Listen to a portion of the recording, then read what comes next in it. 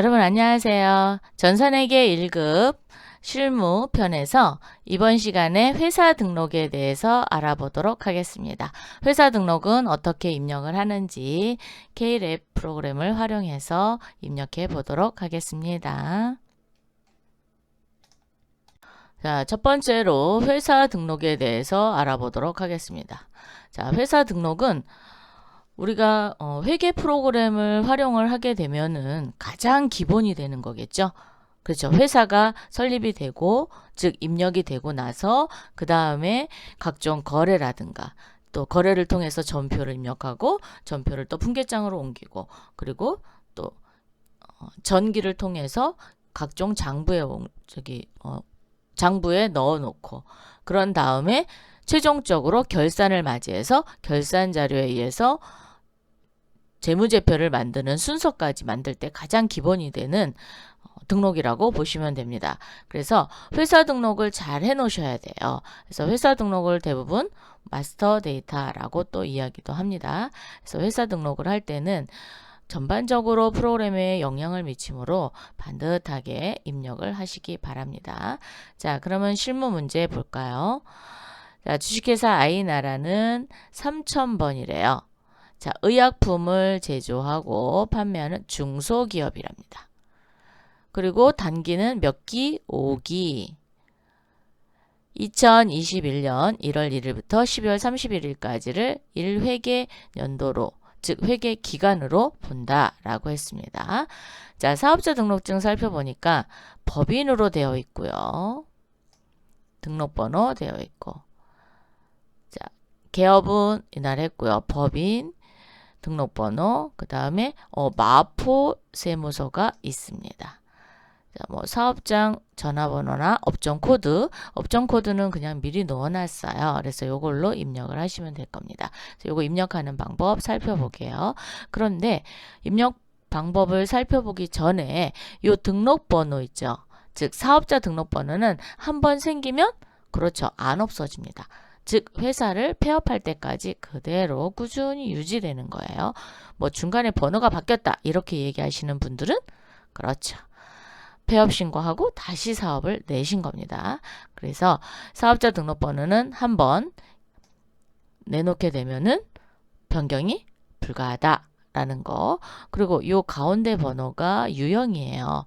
즉 부가가치세법에 의해서 유형을 구분할 때 사용을 합니다.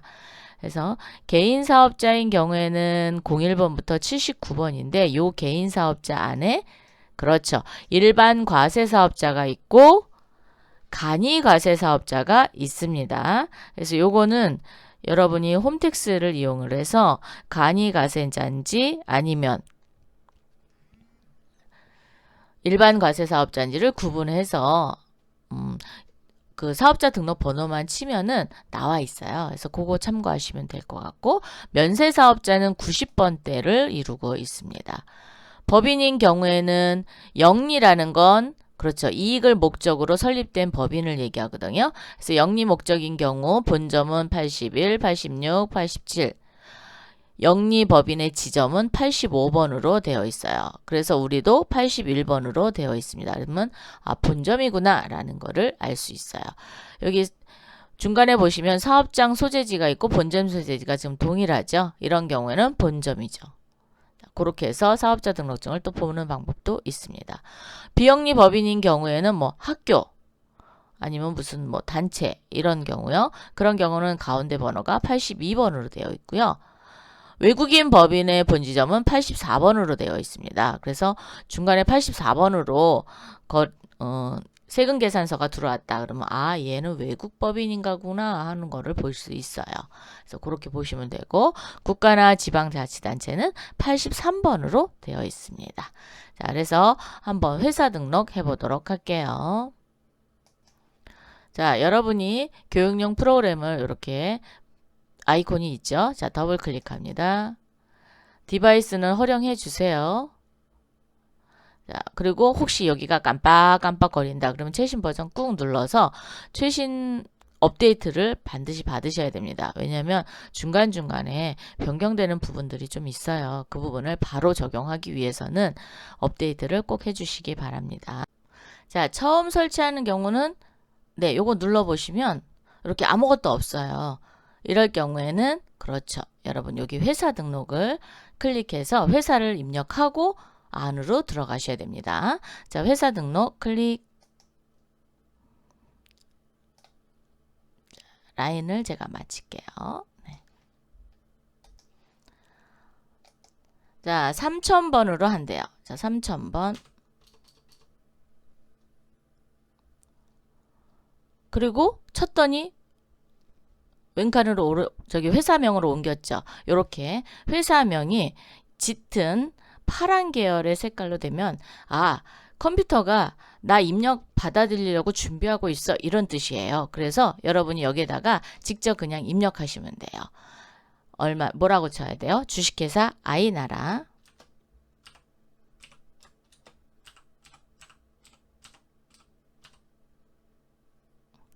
아, 저는 한 손으로 지금 치고 있어요. 한 손으로 마이크를 잡고 있기 때문에 제가 좀 느리더라도 여러분이 좀 이해하시기 바랍니다. 자, 법인이죠. 법인.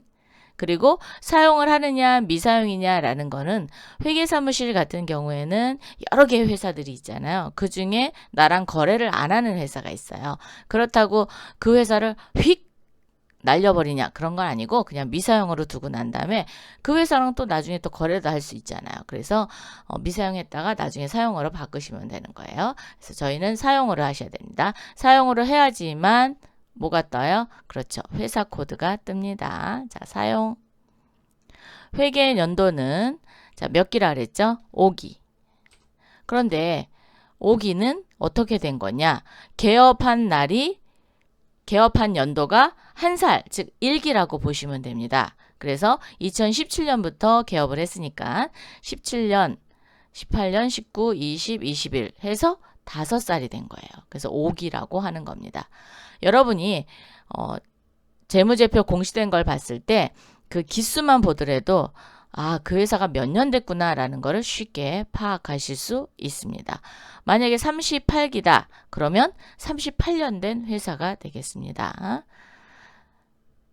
2021년 01월 01일, 2021년 12월 31일.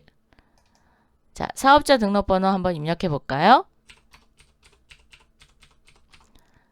자, 그런데 여러분은 7로 했고 저는 여기를 한번 6으로 한번 해보겠습니다. 그랬더니 사업자 등록번호가 잘못 입력되었습니다. 입력을 허락하시겠습니까? 라는 거죠. 허락을 하게 되면 다른 거니까 어떻게 돼요? 나중에 전자신고를 할 수가 없어요. 그러면서 이렇게 빨간색으로 뜹니다. 그러니까 사업자 등록번호를 조합을 해봤는데 번호가 안 맞는다. 너 다시 한번 확인해봐라. 이런 의미를 가지고 있어요. 그래서 여기를 수정을 한번 해보겠습니다.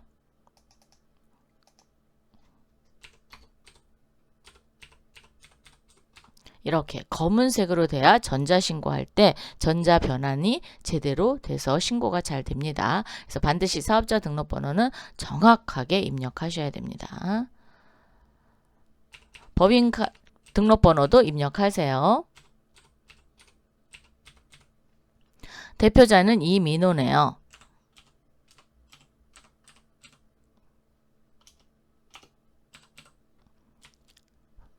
자, 대표자 주민등록번호는 없습니다. 그래서 입력하지 않고요. 대신 회사에서는 다 입력이 되어 있습니다. 자, 외국인이냐 아니다 라는 거. 사업장 주소는 이렇게 말풍선처럼 생긴 거 있죠? 얘를 클릭해서 토종로라고 치시고요. 토종로 한 칸 띄고 290-1 혹시 입력을 했는데 요 도로명 주소가 좀 변경되는 경우들이 있습니다. 그래서 없다. 그러면 그냥 직접 치시면 됩니다. 자, 이렇게 해서 입력을 했더니 토종로 290-1 용광동이라고 이렇게 입력이 됐습니다. 자, 업태는 제조입니다. 제조업.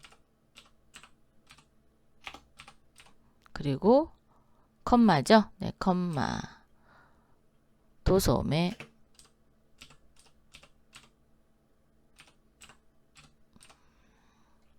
종목은 의약품,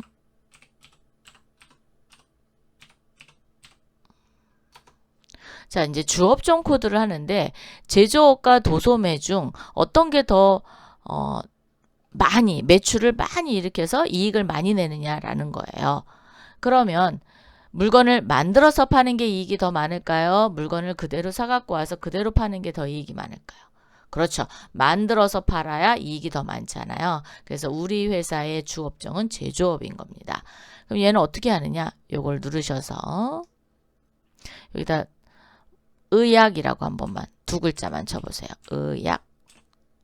자, 의약을 쳤더니 제조업종에 의약품이 이렇게 있습니다. 그 중에 우리는 242301이니까 첫 번째 걸로 완제의약품 제조업으로 하도록 하겠습니다.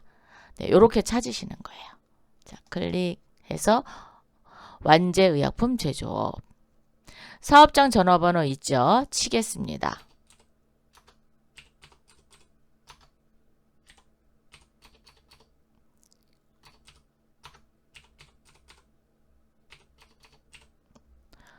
내국법인입니다. 그 다음에 이제 법인 종류가 있었는데 우리 중소기업이라 그랬어요. 그래서 여기 5번에 중소기업이 있습니다.